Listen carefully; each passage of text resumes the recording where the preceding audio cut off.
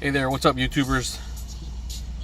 It's Texas Prepper coming at you with a little quick video about my 2008 Tahoe oil pressure switch needing to be replaced.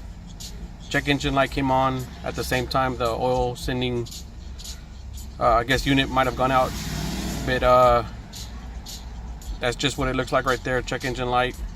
I'm gonna try to make a real quick video just showing kind of what I use and how difficult it was to get to the stuff.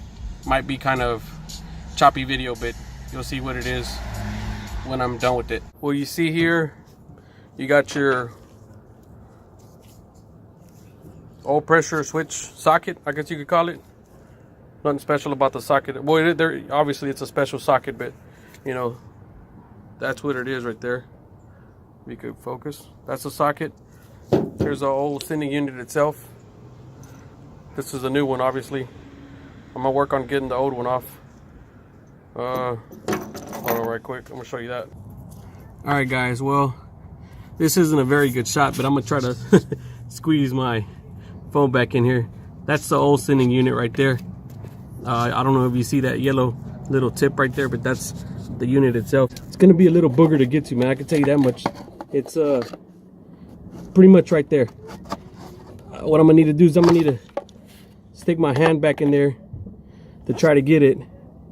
A lot of other videos show that basically you had to disconnect all these lines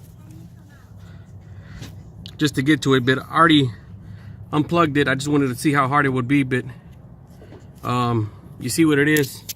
The sending unit is right back there between the block and the firewall. That's the firewall of the truck. But there goes the sending unit right there. That little yellow top thing right there, that's like a grommet that goes on the connecting plug. But I'm not gonna sit there and try to film myself trying to get this thing out, because honestly it'd be impossible, seeing as how, you know, there's little to no room back there. But you see what it is. I'll show you the plug here as soon as I get it out.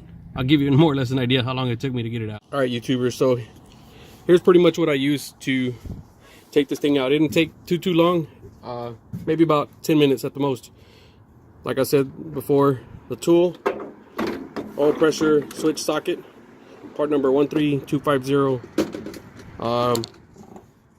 an extension, 6-inch extension, a swivel,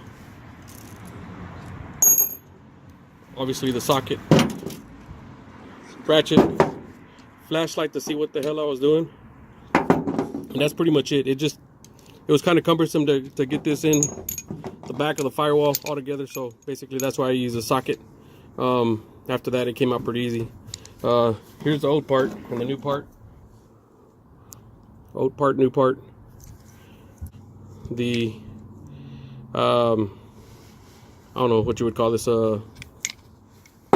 I don't know, whatever you call this. Basically that was stuck in the old one, so I'm just putting it back into the new one so that it'll help keep any sort of moisture out or water out. But that was a little booger that was causing all the sending unit to go out of whack. I'll show you the aftermath on the gauge once it's showing it's working and I clear it out with the computer. All right. Hey there. So I had to plug up the scanner. I'm covering up some stuff, but you know. All right, so starting the diagnosis. I'm not gonna go through the whole thing because I already know what's going on. I gotta give my little girl props. She helped me with this project. Basically, my hands getting kind of big to get through back to the firewall. Her little hands. She's holding the camera. She's trying to help me out. She did some of the work for me, but as you can see, the codes are right there. P0522 and P0523. Those are the codes that were the thing was throwing, but I'm gonna go ahead and clear those codes out.